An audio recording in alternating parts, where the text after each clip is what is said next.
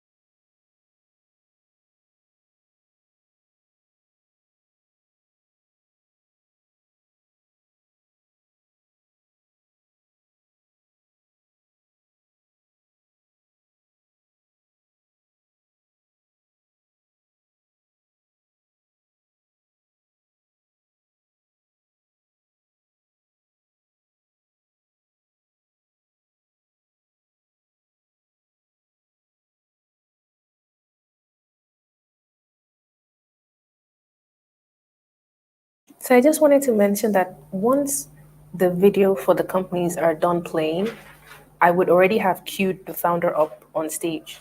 So the next thing would be just ask questions. Once the video stops, the founder would already be there and you can just go into questions immediately. I wouldn't come on at all after the video.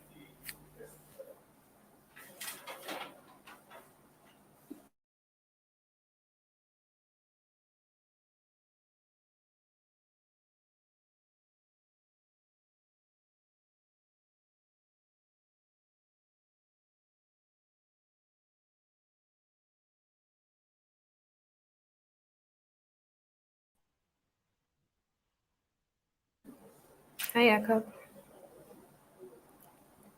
Can we hear you? Do an audio check. 1, 2, 1, 2. Okay. We can hear you. Cool. It's I'll try out my rap career.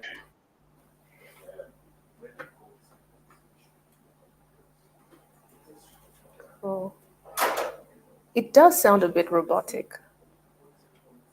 I do. Better now. But it was Right before. now it's good.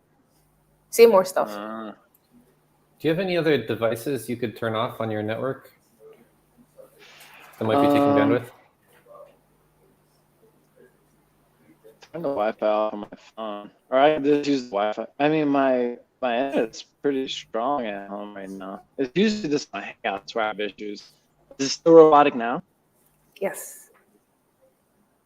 All right. Well, let me just.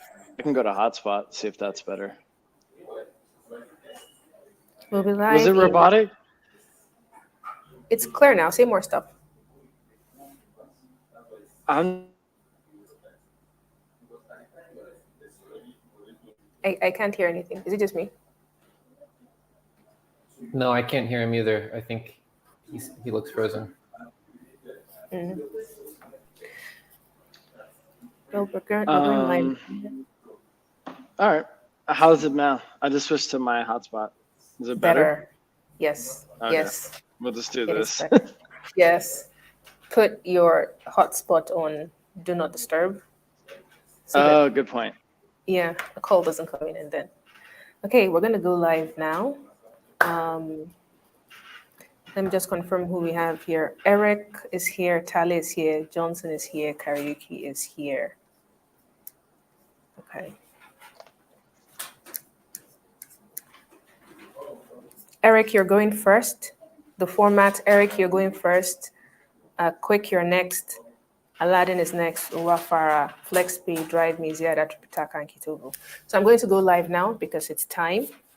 All the best, everyone.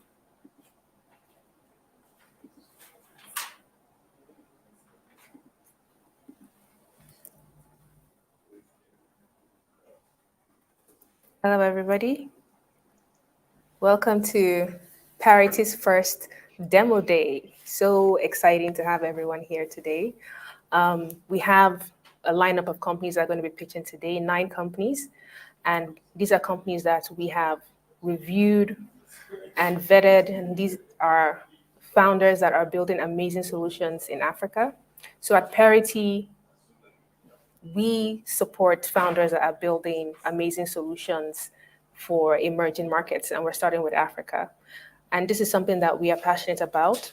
We believe that founders are going to change the narrative of the continent, and given the right support, they'll be able to do this. And we have done this through advisory. We've done this through our parity review system that we designed and built that helps to review companies and then score them based on certain parameters that we review them through. So we check things around their market, the founders, and then it gives them a score. And we've seen a correlation between companies that score very high and their ability to raise follow-on funding.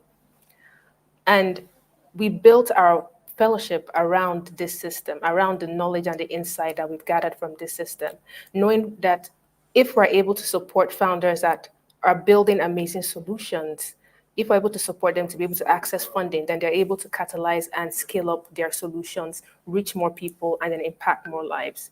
Through our fellowship, we had 8 founders that went through our fellowship. We provided them with access to mentorship, to experts that have held their hands and guided them along the process. And it hasn't been an easy process so far. So today is such a big day because lots of expectations, lots of work that they have done behind the scenes. So we're truly grateful to everyone who is here today to be able to watch them, support them, invest in what they're doing. We have amazing panelists that are here. In a minute, we're going to have them introduce themselves. And we hope that you get to see the amazing things that these founders are doing. You support them, you be a part of their journey. Whatever it is that questions that you may have, you're free to ask during the course of the program. So I'm going to allow the panelists to introduce themselves real quick. Michael, we have Gabby, we have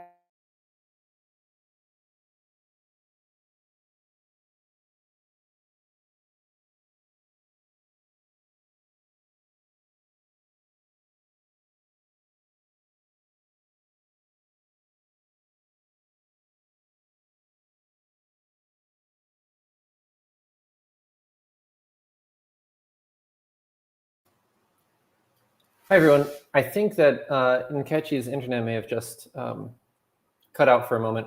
So I'll go ahead and kick off the advisor or the panelist introductions. So with that said, my background is I was early at AngelList, helped launch and scale up the venture platform there, and ended up leading the venture platform and being chief strategy officer at AngelList for a few years. I've been an advisor at Parity since almost since they started. I've known Jakob for a number of years. I'm very excited about the scale that technology entrepreneurship is reaching on the continent, and also about today specifically about the 8 companies that we have presenting. So I'm looking forward to seeing their pitches. They've all worked very hard. With that, I'll turn it over to Gabby. Thanks, Mike.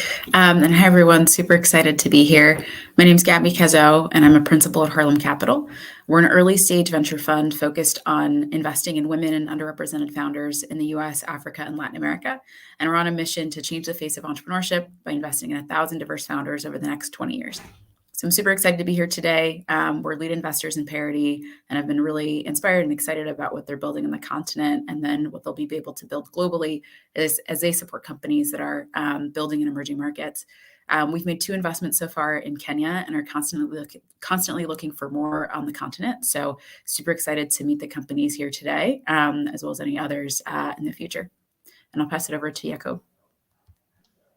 Thank you so much, Gabby. It's kind of interesting, like introducing yourself when you can't see the audience that you're talking to. So I'm looking at Gabby and Michael and Nkechi, and they're all presenting me with great, beautiful smiles. And I'm so happy to be in this room with you all. I am honored to be on this panel. I am so grateful to have Harlem lead our round, and Parity has been just extremely lucky to work with over 1,300 founders across 40 countries in Africa, and really to see the amazing things that founders can do on this continent. So I'm just happy to be here and get to talk to some of you founders. Thank you. Awesome. Nice to have all of you here. It's quite an honor to be with every one of these panelists, and each and every one of you here you're quite keen on the African ecosystem. You supported it in one way or the other, whether through funding, whether through mentorship or advisory. The ecosystem has gone quite through a number of change in the last few months, and even looking at how much it has scaled. What do you imagine will be the future of the ecosystem? When you look at it, what do you think the future of the ecosystem would be? What are some of the things that you believe would happen and that you're looking forward to? Anyone can take it. Yeah, I'm happy to jump in. I think you touched a little bit on some of like the thematic elements that have been happening. So the economy's been growing across countries on the continent, this increase in GDP growth and consumer spending. I think we've really been watching sort of the supply of talent and great talent that we've been seeing in companies that we evaluate, but also that are joining some of the emerging unicorns or soon to be unicorns on the continent. And then I think this like broader global trend of just accelerated digitization from COVID, I think really just riding a lot of the existing trends that have been going on. So I think that's been really exciting for us, particularly because it starts to hit this intersection of our two key focus areas of fintech and e-commerce enablement. And there's still so much yet to be solved and built in both spaces. So I think that's one thing that we're really excited for in the next coming years as we look at companies. Awesome. That is quite exciting, just looking at that. Michael, what about you? What are some of the things that you've seen in the ecosystem that's gotten you quite excited? Right, so I think I made my first investment on the continent in Kenya in 2017. And so since that time, there's been a big development. And I think one of the themes that I'm excited about is what I call maybe infrastructure for innovation. I think making it easier for more people to make money as entrepreneurs, whether that means SaaS for small businesses, whether that means platforms to help support with funding, et cetera. I think this has it essentially builds in compound interest into the ecosystem. And so I'm super excited to see companies like this starting to develop. Where I think it's going to go in the next couple of years is I think over the next, say, 5 to 10 years, I think today's entrepreneurs, we have 7 unicorns on the continent today. We have other companies scaling up. I think it will be very exciting when this first generation of tech entrepreneurs starts to become angel investors, starts to support the next generation. And I've already seen signs of a very strong community feeling among the founders there. And I think that will be pretty exciting. I'll just give one quick example of just yesterday, I was talking to one of the founders in the fellowship, and we were talking about an issue that another one of the founders had also came up for their company, and I recommend that they talk. And while we were still chatting on Slack, within 5 minutes, she had texted the other founder. He had texted back some advice, and I thought it was going to take a day or two for them to get together, but within 5 minutes, they were helping each other. So that has me pretty excited about the continent.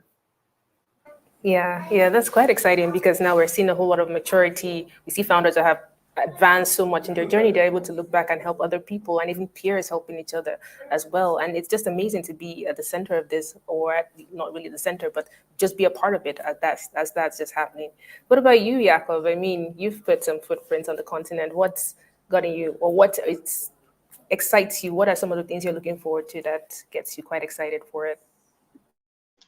Yeah, I mean, I echo what Gabby and Michael have already said. I mean, for me, it's the distance traveled, I would say. I think that is the most impressive thing that I've seen outside of what Gabby and Michael have said. I grew up in the African tech ecosystem. I moved here when I was like 24, and over the past 8 years, it's been impeccable to see that where we were at then to where we're at now. We've grown 6x the global venture capital landscape. Our trend lines compared to Latin America, Southeast Asia, even in America, we've exceeded and blown past all of them. And just the camaraderie that I've seen around founders, it is it's a beautiful thing. We have founders that have come through Parity's pitch review, got some feedback, pivoted, changed, did what they needed to do, but eventually got into YC, graduated YC, are on to building stellar companies, hiring people, renting office space, increasing revenue. And then those same founders have actually went back to Pariti to just contribute to founders coming up, so paying it forward. And that's been my entire experience so far on the continent. And I'm very grateful to see it. Yeah, that's quite amazing. That's quite amazing. And I am completely optimistic about that. So for our panelists, we're going to have you back on in a minute, but I want to show everyone how to use this platform. As you know, this is being hosted on Stonks. And for some of you, this is your first time here. So I want to make sure that you have everything you need to be able to have a great experience. I'm going to take you guys off and I'm just going to do a brief how-to on this. I'll see you guys in a minute. So everyone on Stonks, it's great to have you here. You're going to see a company that's going to be taken on stage right now. That company is called Goober. It's not really a real company. It's just a company that's going to allow us to show you how the platform works. So Stonks allows you to be able to make live commits and requests for intros for companies whilst they're pitching. And that's quite exciting. You get to see amazing traction for some of the companies. So as you hear the companies pitch and you hear the amazing, exciting things they're doing, you want to get to know them a little bit better. So if you look at the bottom of the screen, you will see a few buttons there. You can see, first, you get to see details on the companies. You get to see the company name, how much they're raising. You get to see their pitch deck. You get to see some of them have put videos and some FAQs that they just beat you to some of your questions and answered it already. So you see buttons at the bottom of the screen. You can see a hand that says get intro. So if you want to have a chat with the founder, click on it, indicate how much you're willing to commit, and then get intro. You can test it out right now. So if you'd like, you can click on it and just see how that button works. You can click some hearts if you really love what the founder is saying, you believe in it, and you just want to give them some positivity. You can click on hearts. You can request to be a partner. You could indicate that you want to be a customer or you want to work there. So those buttons are there for you to be able to have fun. And again, put your comments, your questions in the chat and just engage. And let's just have an amazing experience together. So I'm going to take Goober up stage and then we're going to get straight into the pitching. Each of the founders have pre-recorded pitches that we're going to play. And the pitches are for like 2 minutes. And then the panelists are going to ask a few questions and you can put your questions in the comments as well. After this session, we're going to have a networking session where you can meet with the founders in rooms that we have created and ask them a little bit more questions. So enough about me, enough about seeing my face. Let's get right into it. We have a message from our investor, Harlem Capital. I'm just going to just put that up so you can. Hi. My name is Tona Obaze. I'm Chief of Staff and Investor at Harlem Capital, an early-stage venture capital firm on a mission to change the face of entrepreneurship by investing in 1,000 diverse founders over 20 years. Harlem Capital was very excited to kick off this year by announcing our investment in Pariti, which was our first investment on the African continent. We view investing in Africa as a natural extension of our investment thesis, which fundamentally believes that diverse founders have the ability to solve problems in markets that other founders cannot. We are very excited about partnering with African founders to be able to bring unique solutions and innovations to the African continent. We look forward to being able to work with partners like Pariti, other founders on the ground, and other African investors who are looking to provide capital for the emerging markets to be able to solve its innovative problems. Amazing. So we're going to get right into it. So the first company that is pitching is Aya, and Aya is the home for Web3 startups to connect with qualified African skilled talent. So Aya Hi, first. I'm Eric, founder and CEO of Aya. We enable Web3 startups grow by connecting them with vetted African freelancers. 30K in contract completed, 50K in the pipeline, 4 partnerships. We understand the pain global Web3 startups have in accessing the right talent at the right time. Web3 jobs are up to 400% in the past year. Expensive. Web3 startups in EU and the US spend between 100 to 300K to make a quality hire every year, according to the Economic Times. We are Africa's first and the largest Web3 talent marketplace. Unlike our competition, we combine education, training, mentoring ecosystem to guide talent with the right startup mindset and culture to execute. Over 30K in contract completed for Web3 startups in 4 countries, 10% take rate, 100% committed to use Aya on their next hire. We secure grant from Coinbase Giving to enable us build our educational tools. We had the right team and the right time to build Aya. I'm a second-time Web3 founder. My first Web3 startup did over $5 million in transaction. We're the first in Africa to partner with InterSwitch, Africa's largest payment company. The COO, Pisikeni Tukura, led a team at Thailand that trains talent in both soft and technical skill, and over 160 have been trained in the last 2 years. The CTO, Oluwafemi Hassan, has led a team at EY and the Home Service in the UK to build scalable solutions.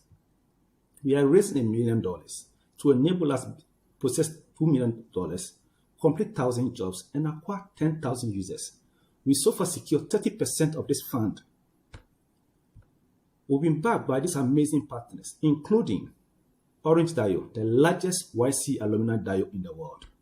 In summary, we are IAGAS, Web3 Talent Marketplace, 30K in contract completed, 100% satisfaction rate, 2K in freelancers. We are raising $1 million, and we'll be happy if you could join us on this round to enable us close.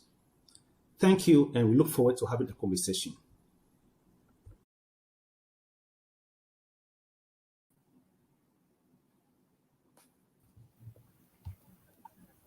Awesome. Thanks so much, Eric, for presenting.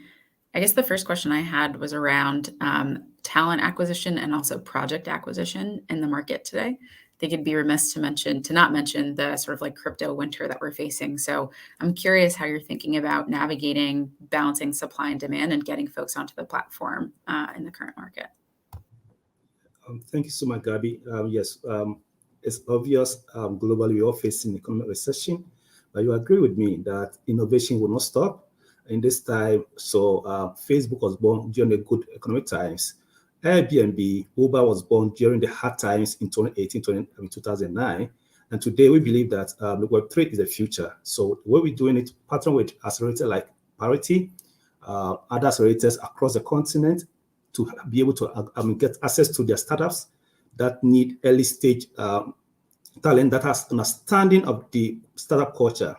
Our differentiation is that not every talent can build or work in a startup. You need talent that have understanding of the startup nuances. So that's how we are positioning ourselves. And we believe, even though economic institutions are very bit hard, but we know that we are building a sustainable business that's geared towards creating value for founders to execute and limit the failure rates across Africa and beyond. Thank you, Eric. I have a follow-up question. As you look to scale your training program and be able to serve the masses of the needs that they're going to have in the Web3 world, how do you scale training, but also control for quality, which has been the Achilles heel of everyone that's ever done anything in education?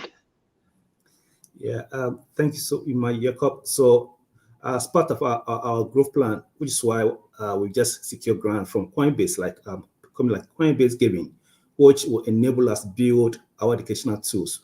Because what we have observed is, if we want to scale, then we need to be focused on how to vet quality talent. So we need to be able to have our own educational plan, train, educate, and mentor these talents across the continent and be able to connect them with global Web3 across. Why? Because we believe that Africa is young, articulated, young people are hungry to provide value, and they can provide this value at half the price you have in Silicon Valley or in Europe. So that's the opportunity for us to be able to project this African talent going through our educational tool. And we are also happy to partner with other grants to enable us have this grant to increase the portfolio of training and education.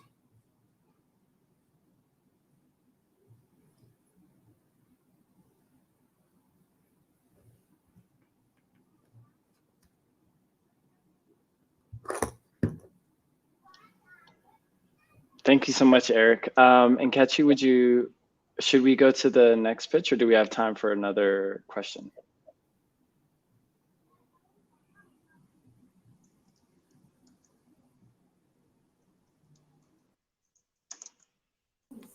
Okay, awesome. Thank you very much. I think I got disconnected for a bit. Sorry about that. So I'm going to call on the next founder. This is Quick. And Quick, they're building the APIs for Africa. So I'm going to put that up. My name is Karaoke, and I've been building fintechs for the last 10 years. I started by building the first payment API in Africa for M-Pesa to go digital. Then I built a payment gateway business, which unearthed the problem in the ecosystem that we decided to solve.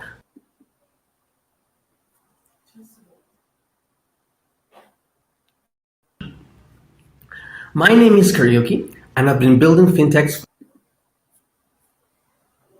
Having some technical issues. Bringing up Quick. My name is Karaoke, and I've been building fintechs for the last 10 years. I started by building the first payment API in Africa for M-Pesa to go digital. Then I built a payment gateway business, which unearthed the problem in the ecosystem that we decided to solve by building a common API platform for Africa. Why? You see, my friend Kathy has a really good idea. Her platform helps communities buy goods together to reduce cost of living, and is on fire. However, for her M-Pesa,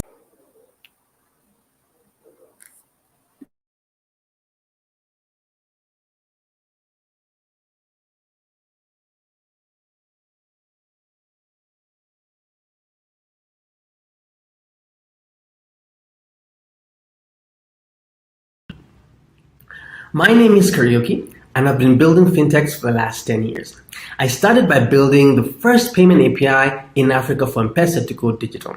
Then I built a payment gateway business, which unearthed the problem in the ecosystem that we decided to solve by building a common API platform for Africa. Why? You see, my friend Kathy has a really good idea. Her platform helps communities buy goods together to reduce cost of living, and is on fire. However, for her M-Pesa payments, direct integration was nerve-wracking and alternatives were too expensive. So Quick came in. We're providing hassle-free APIs into Africa. We helped Kathy access, configure, embed M-Pesa APIs hassle-free. She doesn't manage, monitor, or scale them either. For a small fee, she plugs into the growing Quick API network, and we abstract those complexities. She can focus on her app, while Quick focuses on Airtel, MTN, banks, and others across Africa. You see, Africa will deliver over $200 billion in API revenues alone by 2026. 3 billion Africans spend $2.6 trillion annually, and they're quickly moving digital. The Africa Free Continental Trade Agreement is pushing Africa to become a single trading bloc enabled by APIs, and platforms who will power this growth are increasing in number, with better access to digital infrastructure and funding.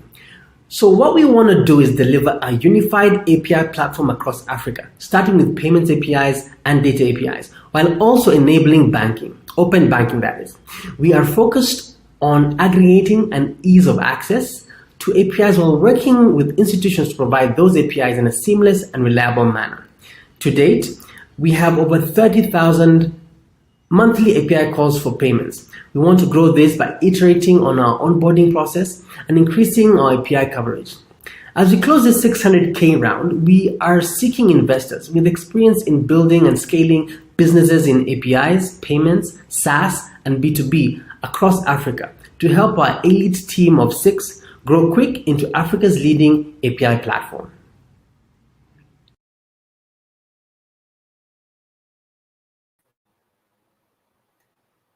Kiriki, thanks for the pitch. I know we started seeing it a couple of times, but the good thing about video is nobody gets frustrated. You can just keep going.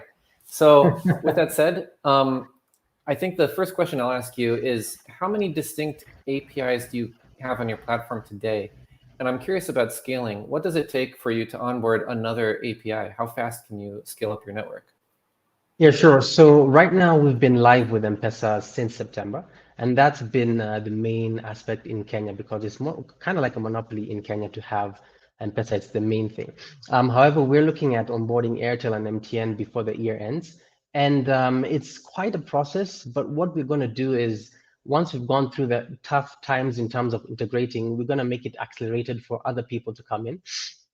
And that's the value of our platform. So whereas connecting and adding APIs would take about 3 months, our clients would take a sort of like 2 weeks or so to connect. And so we're looking at by the end of the year, we would have Airtel and MTN and 2 others. That would take us about 5 to 6 months to have onboard those 5 to 6 additional APIs. Thanks.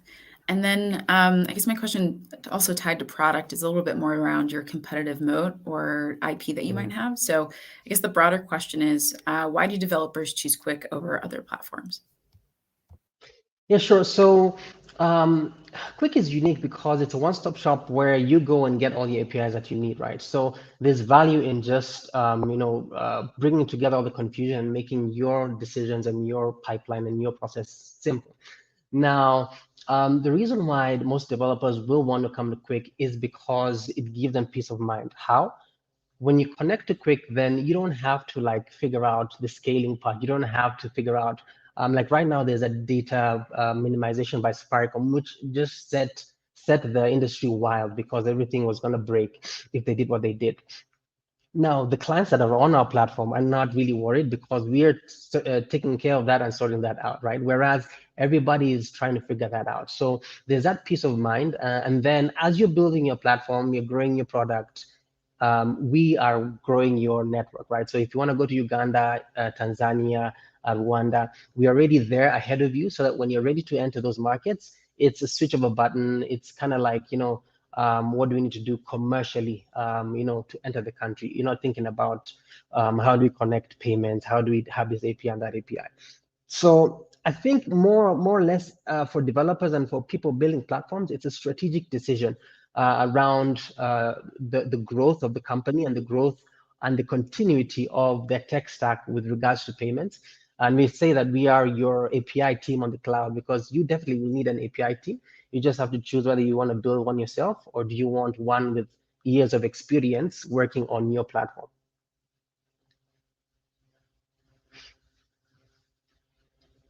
Awesome. Thank you very much, Kariki. That was really interesting to learn. We're going to go over to Aladdin next. Aladdin is Africa's digital bank for SMB and gig workers. So over to Aladdin. Africa's economy is powered by SMBs and gig workers. There's hardly any household in Africa that doesn't have someone who is striving to put food on the table. In the heat of the pandemic, we noticed a high increase of migration of these SMBs and gig workers to online platforms, especially social media platforms like WhatsApp, Telegram, Instagram, Twitter, and the likes.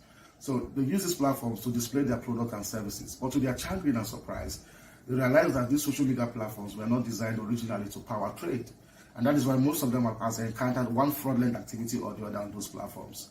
And at the same time, we noticed that for most businesses to thrive online, they have to download several apps or use fragmented solutions to actually get their business going online. That is why I and my friends decided to change this narrative in 2020 when we started a platform known as Aladdin Digital Bank. Hi, I'm Darlington Oyagoro. I'm the co-founder and CEO of Aladdin Digital Bank. Aladdin is a super app designed with 3 hubs: the financial hub, a marketplace, and a social network. The marketplace is powered by an escrow payment system designed to protect the buyer and the seller, while the social hub is designed to allow these particular gig workers and SMBs to interact with themselves and others. While at the same time, we have a banking twist to this. We provide them with financial services like loans, investments, savings, payments, and 9 to 5 benefits like insurance, health cover, and also pension.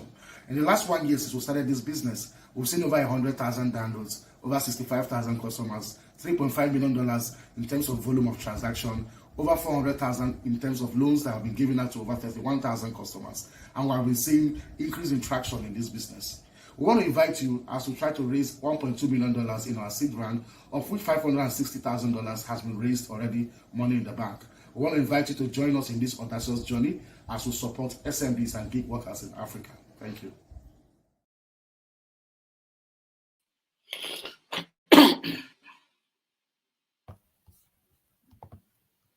Fantastic.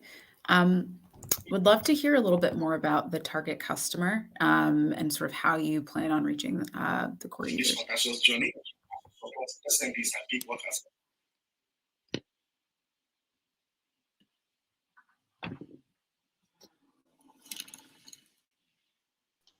Darlington, did you hear Gabby's question? Yeah, I had a question. There's a little bit of lag here. Okay, so like but can you guys hear me? Because I don't understand this technical problem. Yeah, Can you hear I me, think we please? can hear you. Yeah. Okay, so the Great. target market are actually SMBs and gig workers. By SMBs, we mean the micro, small, sole proprietor out there in Africa. Like I mentioned, every single household in Africa has somebody trying to put food on the table. Either they're doing offline sales or they're trying to sell fashion or food or put whatever. So those are the people that we are targeting because they are migrating their businesses for the first time online. All right. And then we also have the gig workers, people that do cake making, that do carpentry, or people that actually you can actually call to come and do one or two things in your houses or help you, solve a problem, in your house. Those guys also have been largely offline, but right now they're migrating their businesses online. So they need a bank and also a safe marketplace actually to make this thing work for them. And that's what Aladdin stands for. So giving them financial tools, give them a safe marketplace where they can display their products and services, while we also provide them with the financial tools that they need to thrive as a business in Africa. Thank you, Darlington. Mine is a bit more of like a maybe boring but technical question. Thinking about Aladdin and it like scaling across Pan Africa, how do you solve for tax regulation and also just multiple jurisdictions for bank accounts for settling payments? For example, Pariti has freelancers. And if we have a freelancer in Burkina Faso, or if we have someone in Mali or Ghana, their bank account settlements, their tax regulations, it's just really complicated. The beauty of Africa is it's 54 countries. The challenge of Africa is it's 54 jurisdictions.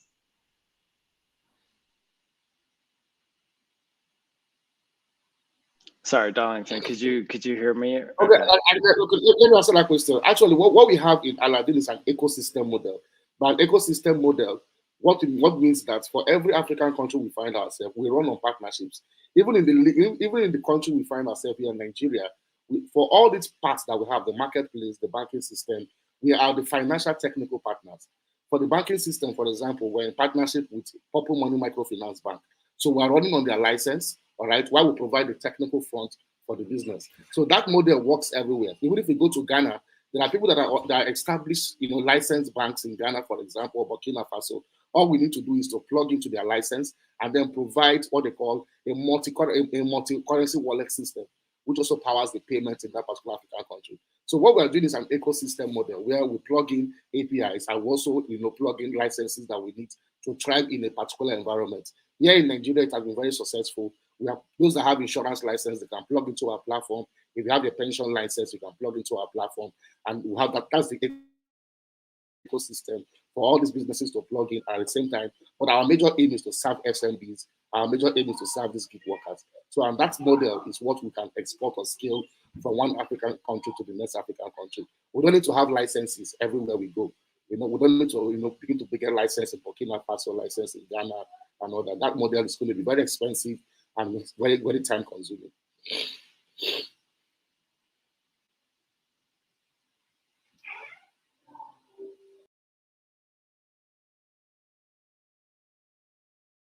You're Nkechi, you're on mute. Sorry, I can't believe that happened to me. But thank you very much, Darlington. It's really amazing getting to hear more about what you're doing and the ecosystem that you're building with your solution. I'm going to call on Owa Farah. And Owa Farah, they are the digital bank. They're building a digital bank and infrastructure for the underserved and low-income communities.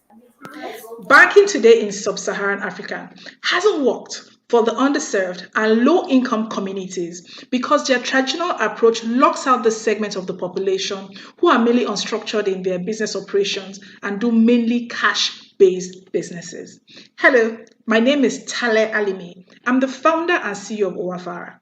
We're building a digital bank for the underserved and low-income communities in sub-Saharan Africa.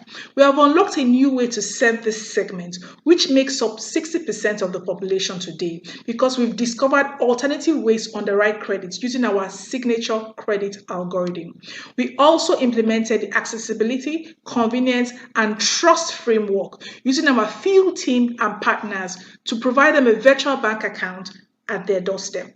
We leverage a high-tech and high-touch approach to help them use their bank account to build a financial history and unlock access to microloans and savings. We also work with supply chain partners to provide inventory financing for them. To date, we've disbursed over $700,000 in loans, collected over $250,000 in savings, and served almost 4,000 customers with over 90% repayment rates. My team and I have previously worked in financial services, technology, and logistics companies, building products and services that have served hundreds of thousands of small businesses and generated over $5 million in revenue. We're raising $500,000 in equity to build our team, technology, and distribution, to grow our loan book to over $3 million in the next 12 months. I want to invite you to join us to build a formidable company and unlock access to financial services for 1 million people in the next 24 months. I'll be happy to take any questions you have. Thank you.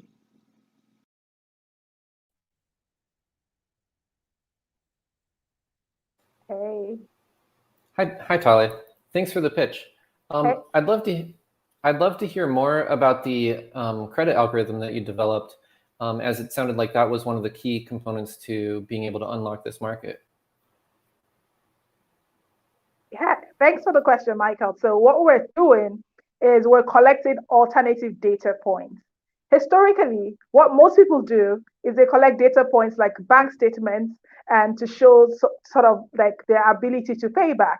But we realize that a lot of these people deal with mostly cash-based transactions. And so that will not work. And so we're collecting data like their daily inventory, the demographics of where they belong to, the kind of products they're selling, the markets they're surrounded with, and the social environment that they are in. And we're collecting all these data points to determine, first of all, their capacity for financial services, their ability to pay back, and their character, should in case they get this access to see if they've paid back. And our approach has really been successful because, like I said in my pitch video, we have an over 90% repayment rate.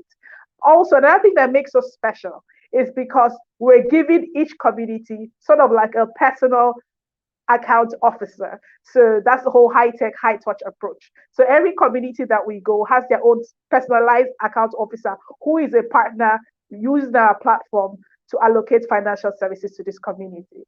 And we've gotten great results doing that. Amazing. Tale, you might have answered my question in your answer in this previous question, but I wanted to know, how do you scale and onboard all the people that are going to be using your platform, especially people that maybe don't use banking digitally? They're used to agents in their community, people that they trust. It's extremely trust driven to do banking and things of that nature online, especially without knowing someone, without meeting someone and having that social graph. So yeah, I wanted to know how you scale your operations and onboard people that are not used to using digital banking. Yeah, thanks for the question, Jakob. So the first thing we do is when we go into a new community is that we find who we call a community partner. A community partner is somebody within that community who has a level of understanding in using a digital platform. Usually, this person is probably somebody who owns a mom and pop store or has done something like an agency or mobile money transaction before. So they have kind of an understanding of how to use a digital platform. So we onboard that partner, we train the partner, okay, and we bring them into our own community or ecosystem. And that partner becomes the person to represent their own community. And what we found that is that has really helped to make the onboarding easy, and that has made them very, very loyal. In fact, our customers are very sticky because they like the fact that somebody within their community can offer them services. And we believe we can scale that way. So for every new community we go, average community has about 2,000 people. And so that's why we are audacious enough to say we can reach 1 million people in the next 24 months. Thank you very much, Tali. That's quite amazing. You can always hear the passion in Tali's voice whenever she speaks. That's something that is quite amazing. We're going to have FlexPay come on next. FlexPay are offering a merchant and embedded digital save to buy experience at checkout, which is, to me, quite revolutionary from what we've been seeing so far. So FlexPay. Hello and welcome. My name is Johnson Mwangi, Chief Operations Officer at FlexPay. I'm sure many of you have come across the term buy now, pay later, a short-term financing option that allows customers to make purchases and pay for them in future with or without interest. For millions of customers, this is an avoidable tool to make ends meet. But so often, the short-term fix translates into a long-term financial pain. In Africa, 5 out of 10 buy now, pay later customers are either debt-strapped or struggling to make payments. And this is why we came up with FlexPay, a digital savings platform that allows customers to save for their future purchases from the brands they love without debt, interest, or late fees. How do we do this? We partner with brands and retailers who are happy to give us up to 10% commission, where we pass 1% back to the customer to encourage them to start saving. On the other hand, FlexPay help merchants increase sales by helping them capture future sales. We have more than 250 brands on our portfolio, including some of the leading brands like Samsung, and very soon you'll be in a position to start saving for your air ticket once we finish our integration with Kenya Airways. Last year, we did around $5.4 million in GMV, and we are on track to hit $12.5 million this year. We believe that we have the right team to make this venture successful. Richard, our CEO, has over 10 years experience in product design. Moses, our CTO, is a tech wizard, one of the best developers we have in the country. Myself, I have over 8 years experience in product management. We have opened a $1.5 million seed round to help us improve our tech so that we can easily integrate with bank, payment gateways, and marketplaces. Already, we have 415K remitted, 500K committed, and 585K to go. We're also privileged to have some of the international investors like DEG participate in this round. Please join us as we unlock this $116 billion opportunity. Thank you.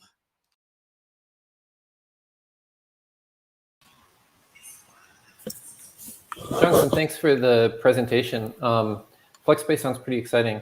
My question is a little bit about the product. Is this similar to layaway plans, which were quite popular in the US for a very long time, where the retailer it ends up holding inventory while the customer saves? Or is there something a little bit more flexible in terms of inventory?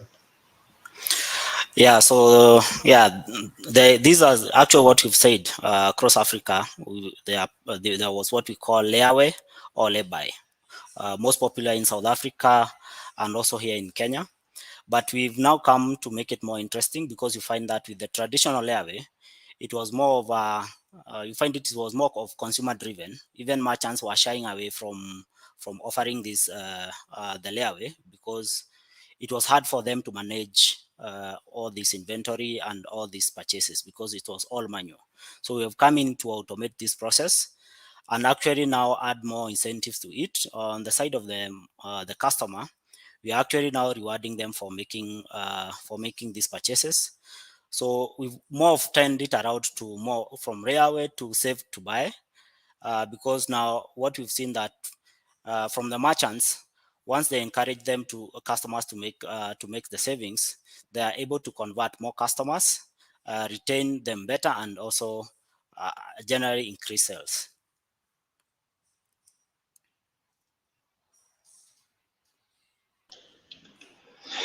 Amazing. Johnson, thank you again for your pitch. What is the success rate, or the drop-off rate rather, of a person's once they start saving? So how often do people begin saving and then stop, versus how often do people who join FlexPay continue on the way through until they complete their saving? And what, in your opinion, is the driving factor of mitigating success to get people all the way through?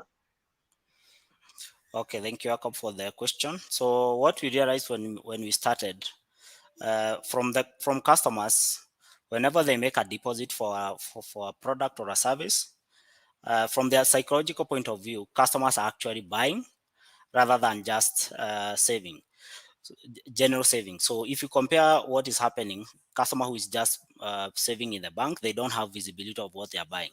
But when now we integrate with merchants, they already know what they are buying, what is the cost, and when they will finish. So right now our success rate is 98%. Customers who start the journey and finish on time. So what happens to the 2%? For the 2%, we have given them power to convert that money into a shopping voucher, meaning that they can spend the amount that they have saved within our network of stores, or they can even also cancel their bookings or what they had started saving for at no extra cost. Yeah, thank you. Amazing. Thank you very much. I really like the model. To me, I feel it's quite a different twist. Most people are familiar with the buy now, pay later, but save now, pay later seems more sustainable to me, which is quite interesting, exciting. I'm going to call on the next company, which is Drive Me. Drive Me is digitizing driver education and connecting drivers to jobs in Africa. And Drive Me's up. Hi, I'm Damilola, and I'm the founder and CEO at Drive Me. If you've ever been to any major African city, you will notice a couple of things: loud horns, bad driving, and traffic congestion. In a city like Lagos, Nigeria, where I live, it is set to always assume that the next driver is out to get you. It is also well known that businesses struggle to source and verify professional drivers. This is caused by the highly fragmented and decentralized nature of the mobility industry in Africa. There's also a very big lack of driver training. At Drive Me, we're connecting drivers to work and digitizing driver education for the African continent. Through our one-stop mobility operations platform, we are reducing the time to source and verify drivers to 24 hours, drive down the cost of driver training by 50%, provide access to work for drivers, and centralize mobility services for businesses. We've partnered with companies in insurance, financial services, and vehicle maintenance. So far, we have over 30 B2B customers, paid over 1,000 drivers to work, and processed over $650,000 in transactions. We have a solid team of people with experience in insurance, logistics, technology development, training, and many other industries. We are well experienced, and we believe we are able to deliver on this. We plan to serve over 15 million drivers in Africa, simulate driving experiences across several cities in Africa, build the largest database of professional drivers in Africa, and be the #1 driver education company for the African market. We are raising a seed capital of $1 million to accelerate our expansion across Nigeria and Ghana, and we look forward to you joining us. I look forward to also taking your questions. Thank you.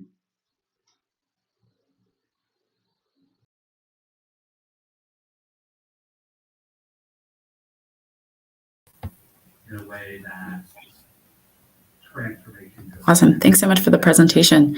I was curious a little bit about the last slide and how you talked about the go-to-market strategy across markets. And I was just curious, how do you think, what will be the biggest challenges as you start to scale from one geography to another? Are there any specific nuances that you need to build into the product to be successful there? Hi, everyone. Thanks for that question. So in terms of scaling into new markets, one of the things that we initially thought was going to be a challenge was searching and onboarding new drivers in new markets. And we've actually done a test for a neighboring country called Ghana, just across from Nigeria, and we've put out some ads and been able to get drivers to show interest. About 500 drivers have shown interest or about wanting to onboard on our platform. The challenge that we may have may be regulatory in terms of the different challenges that come with gig workers. We understand that in some other African countries, they may like for here we pay them monthly, but for some other countries they're probably paid weekly or even daily. So that's one of the things that we've considered, and we definitely are able to tweak as the case may be, because most of our customers pay weekly for services.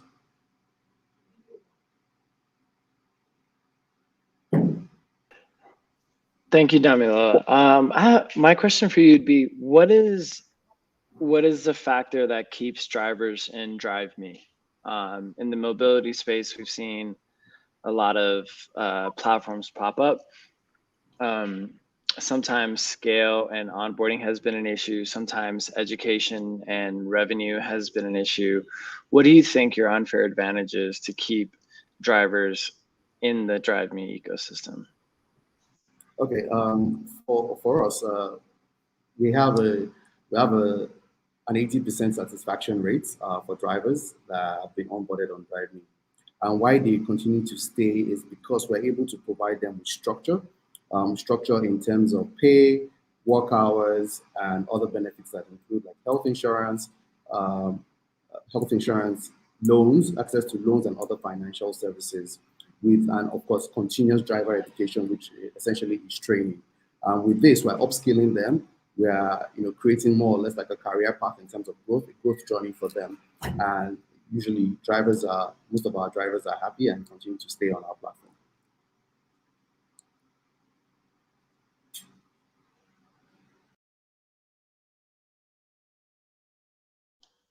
Nkechi, you're on mute. Usually, I'm the person that always knows when to mute, but today seems to be crazy. Thank you very much, Damilola. It's really amazing getting to know more about what you do at DriveMe. We're going to have Tripitaka come up next. Tripitaka is automating Africa's packaged holiday market. So, Tripitaka. Look, it's 2022 and it'll still take you over 24 hours to book a packaged holiday in Africa. My name is Peter and we are automating Africa's packaged holidays markets. Why? Well, packaged holidays account for over 58% of Africa's $198 billion market. Yet, this market is offline and 100% dependent on travel agents who take advantage of this and charge really high commissions of more than 40%. And because agents only work with hotels, vacation rentals have been blocked from this market. And this is sad because the demand for vacation rentals has increased by over 200% in the past year alone. So what if vacation rentals and hotels could create their own packages and sell directly to travelers with no agents? Well, we tested this out, and other than people being able to create and book packages online with just a few clicks, travelers reported better experiences and prices, accommodation providers increased their margins, and we increased the occupancy rate of vacation rentals by over 32%. And I think this is why we're growing 40% month over month, have processed over $120,000 worth of bookings, have over 300 users paying us $50 monthly with an 89% retention rate, and have an MRR that is way over 15,000. Look, automating a market won't be easy, but we built difference. Between the three of us, we have run a vacation rental management company with properties all over East Africa. We've led technical teams in blue chip companies and have helped scale one of Africa's largest travel agencies. And we have 2 exits, so we know how to get that done. We're raising $500K to get to a 2.4 million ARR in the next 24 months. Look, travel agencies will be dead soon. And we might just be the last nail in their coffin. So if you're feeling a little adventurous, I guess I'll be talking to you soon. Best.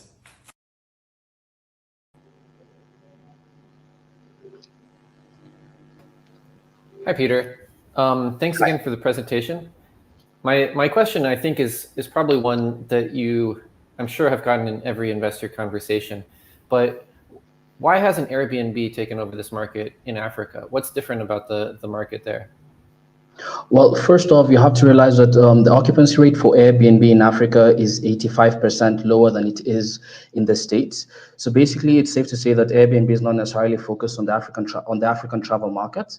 Secondly, it's that for you to be able to tackle the packaged holidays market, there's so many segments. A package is an all-inclusive trip that has experiences, transportation, meals, and transport, and plus accommodation. So Airbnb would have to really localize to be able to tap into the market. Awesome. And I guess a similar question. One thing I know that's been really important for Airbnb is building trust across their marketplace. So for anyone who would be staying in a property or anyone booking. So I'm curious, how do you build trust with your users or even the affiliates that you might work with, for being on the platform? So one of our go-to-market strategies is just basically communities. So what we're doing is that we're leveraging, working with people in certain communities to act as our chaperones or just basically act as our team leads, and they work with property owners around that area to ensure that properties are vetted and to ensure that properties meet certain standards. But the whole goal is just a go-to-market strategy, community-based. Great. Thank you very much, Peter. It sounds quite exciting. Someone in the comments said that they're now sympathizing with travel agents because it's like Peter is really out to get them at this point. We're going to have Ziada come up next. Ziada is a tech-enabled support partner for informal service providers in Africa. Ziada. Hi, my name is Annabelle Langweni. I am the co-founder and CEO at Ziada. We're based in Nairobi, Kenya. And before Ziada, I'd been a service provider in the informal sector, running several small businesses for more than a decade. The challenges faced in this time, such as lack of market visibility, lack of access to equipment and tools of the trade, and inaccessibility when it came to business advisory, are what led me and my co-founder Patrick to develop Ziada. We did this not only for ourselves, but with a vision for it to be a solution for a majority of the up to 360 million workers in the informal sector across sub-Saharan Africa, 57% of whom offer services. Our solution is more than a marketplace. We strive to become a support partner for service providers, and that's why we're bundling 4 solutions into our mobile app, providing 1, market linkage, 2, a tool rental service on a peer-to-peer model, 3, business advisory with advice on compliance and regulation and cash flow management being very popular, and 4, marketing support. We have 30,000 plus registered users and 5,000 service providers, 38% of whom are women, and have matched 8,600 jobs since launch in Kenya, where we have countrywide coverage. Our team skills are diverse, from small business owners who understand the market and its difficulties intrinsically, to multinational experience spanning several continents, bringing this expertise to Ziada. We're a great team to foster the solutions to the market challenges.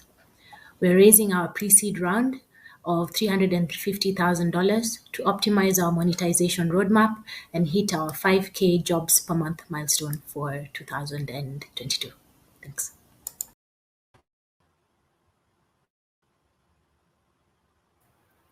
Hi, Annabelle. Thanks for the great presentation. The question I'd like to ask to you actually is, it sounds like you've gone after the supplier side of the marketplace first and have really onboarded a big network of service providers. I'm curious, among your service providers, what percentage of them are currently earning the majority of their income through Ziada? And is it a platform where you expect service providers to work full-time on jobs through Ziada, or is it going to be one of many tools that they use? So currently we have the skilled trade category. We have 12 categories, and the top are skilled trades. So this is where you have your carpenters, your plumbers, your electricians, as well as household, where you have home cleaning, laundry. Those are the top of our list. And we do believe we can become a big revenue generator for them, because as it stands, a lot of our service providers, the part where they're falling short is how to get these clients. So the clients are coming in, they're putting in requests, they're able to book them and space them out depending on their needs. This is something that we're seeing currently as it stands. And they're being put in a position where they can better manage not only their time, but also something like their commute, where if your job starts in one part of Nairobi, you can kick out a lot of jobs in that area first, and then move to another side and finish them off. And that way, even your expenses are a lot more sustainable and you can manage them a lot better. That's what we're seeing on the ground right now.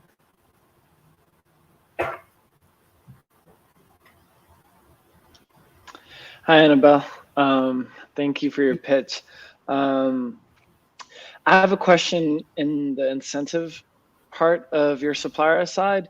So I've noticed usually like two different variances in these types of businesses. One is there are some people that are like, I need to clean X amount of houses, and once I clean X amount of houses, I've made, you know, the money that I need to make myself happy. I'm not like trying to maximize or get the highest ROI on my like physical labor. And then my second question would be, what do you do about the outliers? There's always going to be the people that get the best comments, best 5 stars, etc. And for your business to scale across Africa, not all parts of Africa have a tipping culture in mind. Sometimes it's just you're charging this much, I'll pay you this much. But the service provider provided such a great experience. They were kind, they were cordial. What ways are there, if any, in the roadmap or the product roadmap rather, to incentivize that kind of going the extra mile, especially in a service-based industry? So I'm trying to think which one to answer first. With the way we've set it up, when you come onto a platform, the person who is at the top of our list is different for myself and is different from you, depending on your location. So just from there, we see different people because we're trying to push for the matching of people who are closest to you before you move down the list. The people farther down are the people who are farther and farther away from you. What's happening right now is, yes, we're giving you the person who's 1 kilometer away from you, but there's added filters so that you can filter by the guy who's open in case you need like a tow truck at 2 o'clock in the morning. If you're that interested in the quality of service, because there's some people like us, like myself, who might be more interested in getting the job done quickly, and I'll settle for, I'll say mediocre work, just because if it's like a sink that's leaking, for example, I just need the sink to be plugged before it floods my house, not necessarily to get like the 5-star plumber at that point. I just need to be met at my point of need at that point. So we're getting a lot of scenarios that are not your traditional, I need my laundry done scenarios, that are kind of evening out the platform for the 5,000 service providers that we have. And I think it definitely starts from having it location based, so that it's not just the 5-star guy who's at the top of everyone's list, because that way it wouldn't also be sustainable, because he'd be getting requests from Mombasa, for example, and the client is in Nairobi. How does he handle that?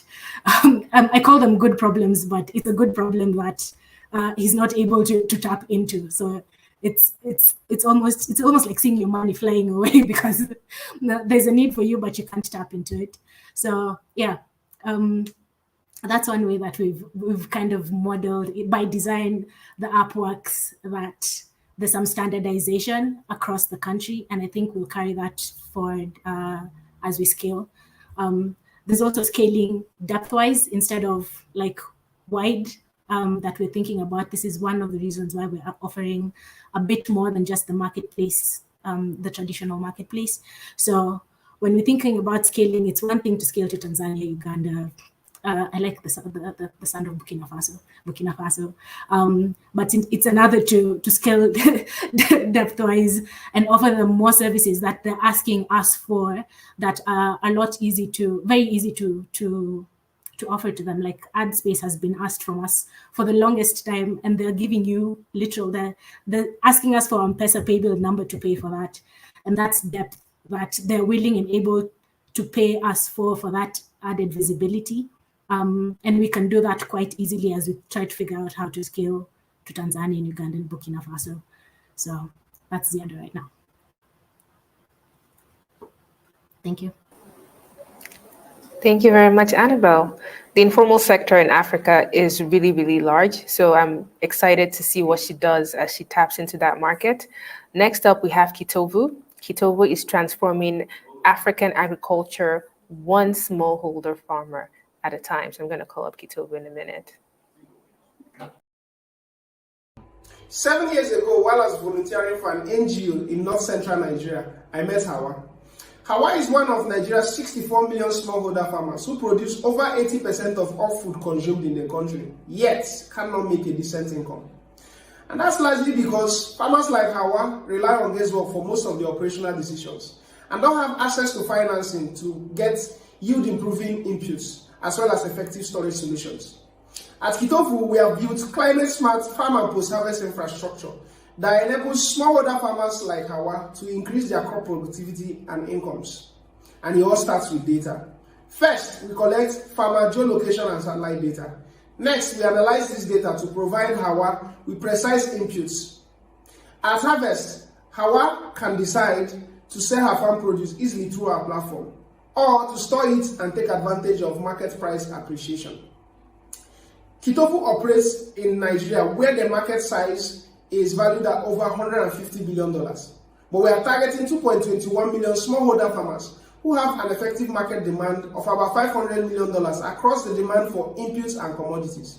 My name is Mwachi Nemremeka, and I lead the team at Kitovu, a 16-person team with over 65 years combined experience across business development, agronomy, operations, and sales. Together, we've been able to generate over $230,000 working with 12,000 smallholder farmers. We're looking to raise $500,000 safe, which would invest in product development, marketing, as well as our input financing program. Kitovu is working to create a resilient food system for African agriculture, where farmers like Hawa will be able to create a decent income for themselves. Feel free to reach out to us if you're interested in joining us on this journey to transform African agriculture, one Hawa at a time.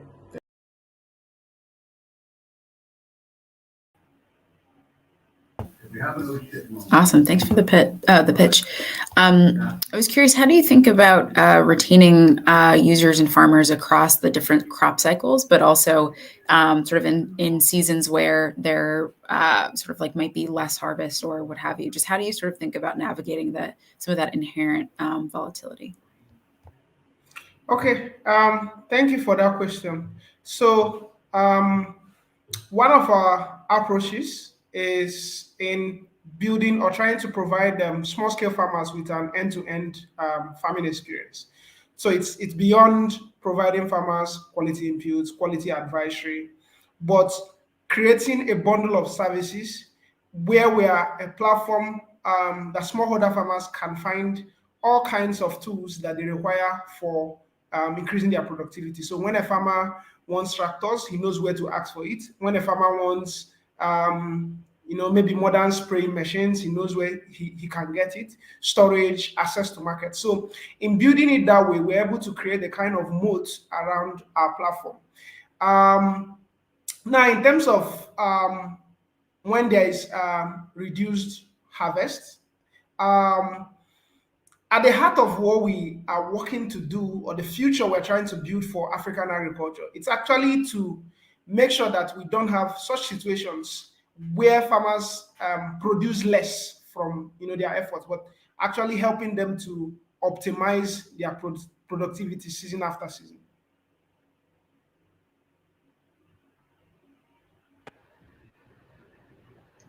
Hi, Emeka. My question is actually, why is now the inflection point for Kitovu? I know that Kitovu has been around for a couple of years already, and you've already helped a lot of smallholder farmers. What is it that's changing today, this year, next year, that's going to help Kotofu really take off and make a giant impact? That's a very interesting question. First off, when we started, we sort of got our assumptions quite wrong. It was not a problem of getting farmers who were willing to use our services. So when we initially started, we went out trying to get farmers until we realized that the major drivers for our growth and expansion were two things.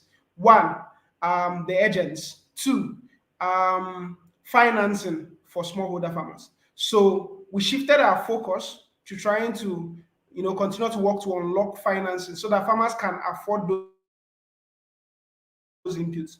And immediately we did that, we saw increases in the number of farmers who are using our services and our revenue.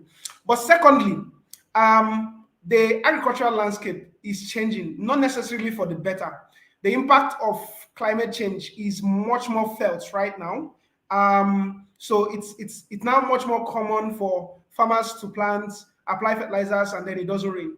Now, we have built a system that is working to mitigate that so that farmers can have the right amount of information that will tell them the best times to carry out their farm operations, which is why it is critical. What we're actually building is critical for the African farmer because of the challenges of not just climate change, but the increasing soil degradation. Thank you very much, Emeka. Every time Emeka speaks, you can see how knowledgeable he is on what he's building, and it's always interesting to see that. Emeka is actually the last founder that's pitching today. So thank you so much for being a part of this. The founders are available for a chat. We're going to drop a link to a networking room that we've set up, and you get to see tables of all the different companies. If you want to ask them questions, if you want to get to know more about them, you can do that in that space that we've created. All their information would remain available on Stonks. You can see their deal page. You can request an intro even after the session. You can watch the entire pitch video if you want to do so as well. And you can also reach out to us at Pariti if you want to meet any of them and you have lost your way in doing that, and we're happy to help connect you with any one of them. So thank you so much. I want to say thank you to the panelists. Gabby, thank you so much for making out the time. Jakob, Michael, it's been an absolute pleasure having you. Thank you to the founders who pitched today. It's not easy building a startup. It's a very lonely and sometimes frustrating process. So to even put yourself out there to do this, to identify a problem and to really go and try and solve it and find ways to scale it, I want to say congratulations to all of you for being a part of this. So thank you, everyone, and enjoy the networking. The link has been shared in the comments. So we'll see you all there. Bye-bye, everyone.